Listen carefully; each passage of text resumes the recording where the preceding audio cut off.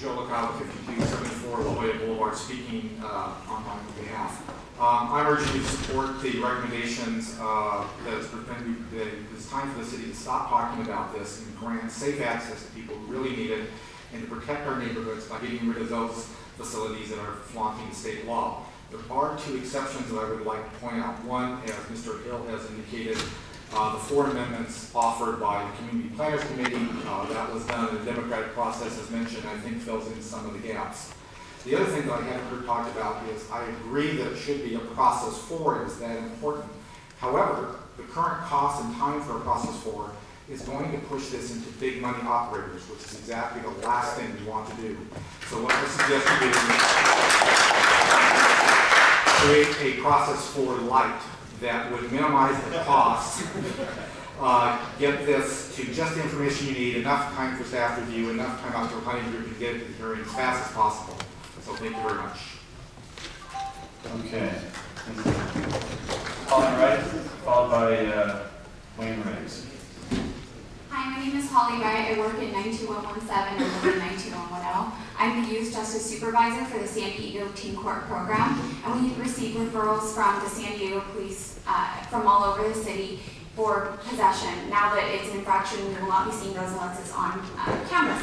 So with my experience, I've noticed a different attitude that is marijuana is becoming normalized amongst teens. So I'd ask you to support the regulations of the dispensaries to stay 1,000 feet from schools, playgrounds, libraries, child care facilities, youth facilities, churches, parks, and other dispensaries. Without these regulations, these teens will be receiving additional exposure to marijuana, and this has been shown increased use amongst teens. I'm asking you to protect the youth and children in our community. The value of medicinal or recreational use is not for this. However, protecting the teens, the youth, the children in our community is our responsibility. And to have them having these dispensaries in our community, normalize it amongst the peer group. Thank you. All right, thank you. Wayne Riggs, followed by William Peck. Good morning. I'm Wayne Riggs, pastor of Plymouth Congregational Church in North Park and a member of the Medical Marijuana Task Force. I will restrict my remarks just to land use and to one provision in there that concerns me greatly. That provision is that the medical marijuana dispensaries must be located 1,000 feet from each other.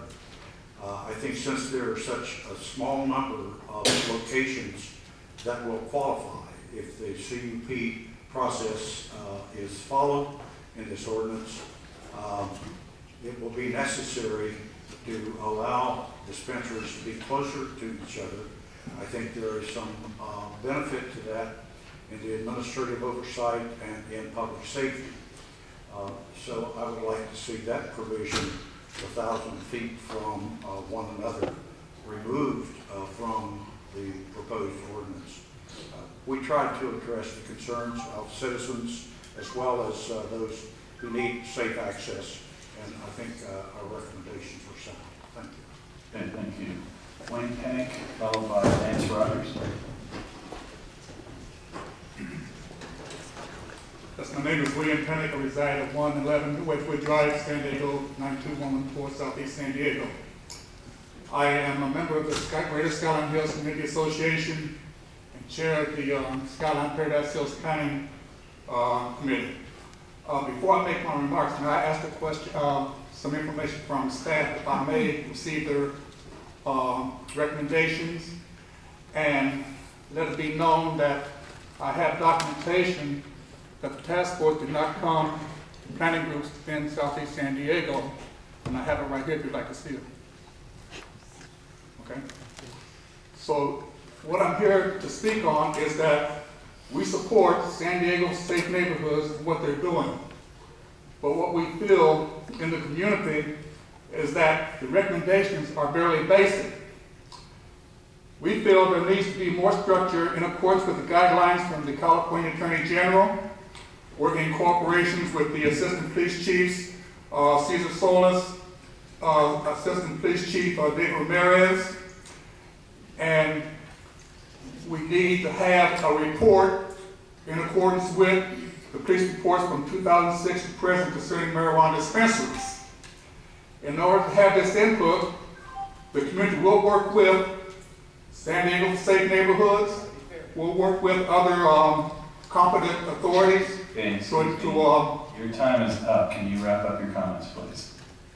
Yes, we support the ordinance, but we need to have more teeth in it. Thank you. Thank you. All right, Lance Rogers, followed by Darren, and I'm sorry I cannot read your last name. We're going to have to work on some penmanship around here. Good morning, Lance Rogers. I live and work in downtown San Diego. I'm an attorney with the firm Lake APC. We represent dozens of collectives throughout the city. My message is simple: enact reasonable regulation and enact it now.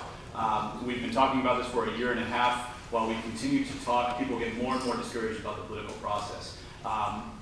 There also becomes the opportunity for litigation. As a tax-paying member of the community, I'm hopeful that we can avoid needless litigation by enacting reasonable regulation. I'm going to turn my attention to the police regulation. The issue with putting the hands of monitoring and regulation into police rather than public officials is that medical cannabis is medicine. We're not talking about illicit controlled substances for recreational purposes. We're talking about medicine. What other type of medicine to provide information to law enforcement for? There is an issue because marijuana remains illegal under federal law. In San Diego, as I'm sure anyone will tell you, there's a narcotics task force, which is a joint federal and state. There are particular issues with police regulation, and I'd just like the commission to consider that. Thank you. Thank you. Okay. Darren?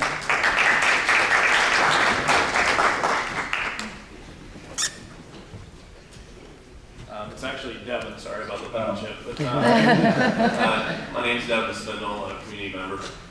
Some of the people said some things that I agree with, so I'll be brief. I agree with the marijuana task force recommendations to reduce various distances and to include more zones in order to provide enough areas for these to open. Because obviously there's 180 operating in the city, there's demand for that many. If you limit it to where there's only 20 or only 10 that can open in the city, you're not going to be meeting demand, you're going to be pushing more back down to the street dealing levels where it was in the past. And I don't think anyone desires street dealers over properly regulated and operating dispensaries. I'd also recommend that the process be reduced down to at most of process 3. That concerns you gentlemen and ladies because you're the people that are going to have to deal with every process 4. Would you rather someone else deal with it first?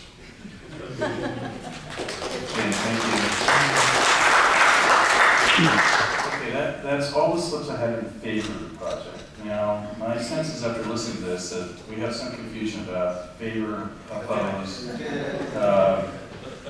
some version of in favor, some version of opposed. So I'm now going to move to the green slips opposed to the project.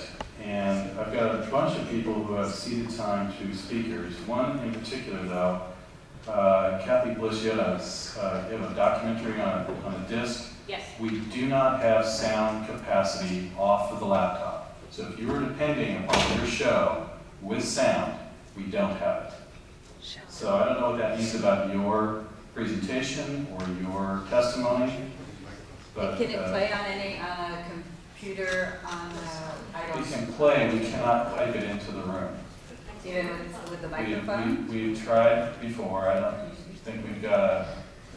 Honey, you can send it to him via email. Send it to him via email. We weren't able to show or to have sound as a piece of the presentation. So we're constrained by that piece of it. So if you want to think about how you want to restructure your time, that's fine. I'll go to somebody else. And, okay?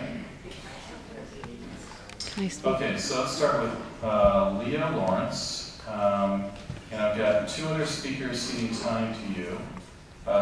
Leslie Leach, for your side, and then Yvonne Julian, you are ceding time. Okay, so you have 3 minutes. May I seek my time as well, Mr. Lawrence? Okay, what's your name? Daniel Hudson.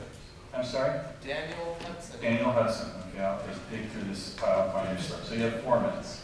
Thank you.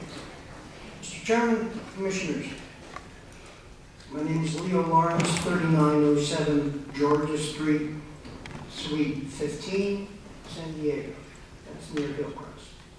I'm appearing on behalf of Law Enforcement Against Prohibition, or LEAP, an international organization of current and former law enforcement officers, prosecutors, judges, and state prison officials. Our main offices are in Massachusetts and Washington. But I'd also like to turn and say thank you to all these people who are appearing on behalf of this discussion. I think that's wonderful. I'm a former deputy sheriff, served in the DA's office, hold a law degree, and completed an unprecedented 4-year postdoctoral study of appellate law at the California Court of Appeal. Medical marijuana has been state law for 14 years, and we're still trying to implement it. Medical marijuana dispensaries are legal. They are not evil. They do not create crime problems. I'm in law enforcement. A lot of people will try to get emotional and say, oh, this is terrible. They're going after the youth and such. Wrong. Indeed, medical marijuana dispensaries are not only legal, but they revitalize communities and provide businesses nearby with more business.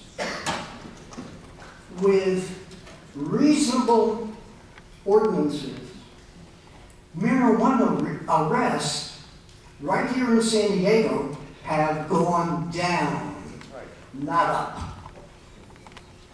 Yet when we're considering local ordinances to implement these our state laws, there are so many unreasonable and unnecessary conditions that are added to make the ordinances a de facto ban on the existence of dispensaries. As a matter of law, our city government exceeds its legislative jurisdiction if it enacts ordinances that in effect block the full implementation of state laws on medical marijuana. The city doesn't have the jurisdiction to block implementation of state laws. And you've strongly urged to ask the city attorney to look at those constitutional issues.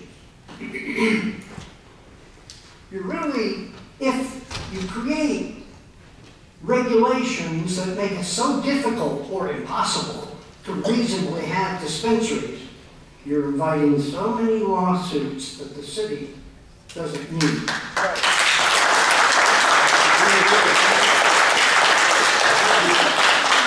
There are so many substantive challenges to the proposed ordinance that's before you that I can't list them all.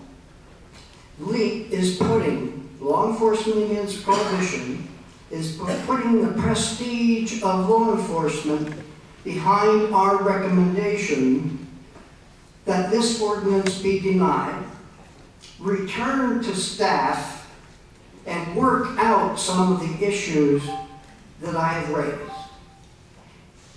What you have before you is really bad. And I'm looking, and I think you're about to tell me my time. I need some names for people who... John Phillips. John Phillips. Rudy Lemon. Okay, you have 2 more minutes.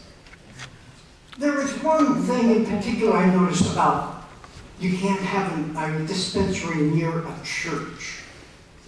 I'm not sure if you'll find any case law that creates a nexus between a medical marijuana dispensary, which is like a pharmacy, and a church. Besides, it doesn't say what a church is. You can just rent a building or a room, have one service a year, and you've got a church.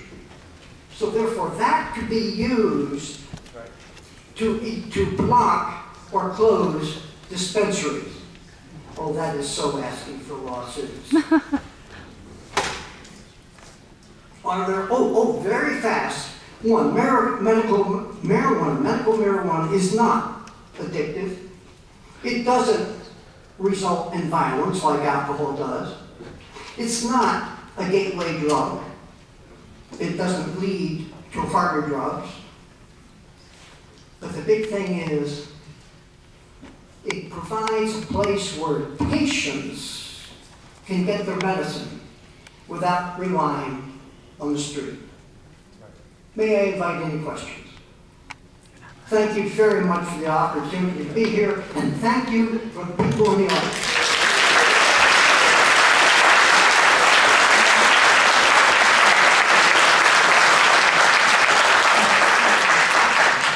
I can see you all want to be here all day. Okay. James Stacy, you have 2 additional people seating times. Chris Gall. Is that a person here seating time? I hope so. Yeah. I don't see Chris. He might How have about left. Erica Brunage? I have no additional speaker slips seating time. I'll cede my time to him. And what's Neil your Plastic. name? I'm sorry? Neil Plastic. Neil Plastic, okay. So you have 2 minutes. Can you do it? We try. I'll take my time to it. What's your name? Martha Sullivan. Martha, I'm sorry? Sullivan. Sullivan, okay. Somebody better be here, save me my 3 time. minutes. Thank you. First of all, I sat through your earlier discussions that you had, and I see that you guys are very well versed in the technicalities of buildings as well as the law on that reform. But what we have before us today is the city council putting on to you guys a very emotional and very much of a issue that's not necessarily the technicality of, you know, what angle is this drainage going at. And if you don't have the background in it, you can see how everybody's talking about all these very emotional issues, how it's affected them. Now, if you heard what Leo said, it is the law, it is legal, so that issue should just go away. So what we need to talk about is the zoning. So if we look at the zoning, what you got to figure is they just passed this new law that goes into effect January 1st, which says that possession of an ounce or less is a ticket for $100. Now, you would think that would be a good thing, but the problem is that means that the kids now don't have to worry about going to jail, they just get a $100 ticket. So if you create this buffer zone of 1,000 feet between everything in San Diego and the collectives, then what you're doing is you're creating a buffer zone to protect the illegal drug sales. And we don't want to have illegal drug sales. We don't want to have people who are selling to children out there. The collectives have never, ever been accused of selling to minors. That has not been an issue. They have never done the things that they're saying that is created. So what we have to do is we have to say, okay, these are sick people trying to get their medicine. How far should they have to go? You had one person come up here and say, we saw them out in the parking lots medicating and they're getting in their cars. So now you're telling me you're gonna put them 25 miles away? If that's your issue, you want them to drive 25 miles when they've done meditating? So that shouldn't be an argument to put them further out. What we need to do is we need to make sure that we have safe access here in the city. We need to make sure it's in the places where people are.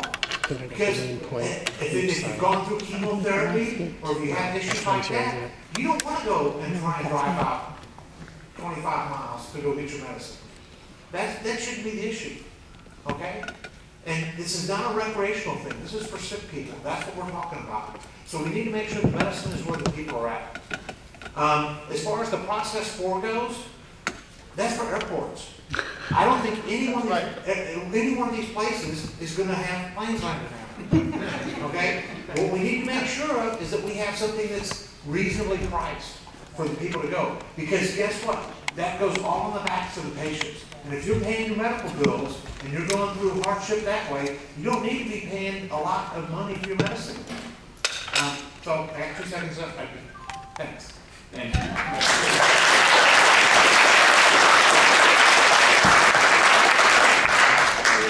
Okay, Rudy Rez at one person, William West. Who's the time to you? William West. I might need extra. Can I ask anybody to see me next moment? Hang on, let's make this organized. First is William West here. You are here, okay. And so that gives you 2 minutes, and do you need more time? Probably need another minute or two. Okay, do I have somebody willing to see your I'll time? see my time. What's your name? Donna Lambert. Donna Lampert? And in the back? Daniel Ainsworth. Okay. All right, so you have 4 minutes, and this will be the last speaker before lunch. My name is Rudy Reyes. I ran for county supervisor. I'm currently a candidate for county supervisor in East County. I'm the worst injured and a patient of the Cedar fires, the 2003 San Diego fires. I'm also one of the main reasons you guys are standing here, because I bugged the city council so much they finally took up this as the issue. My condition and the issue here today is a conditional use permit. I believe the way you guys are doing this is illegal.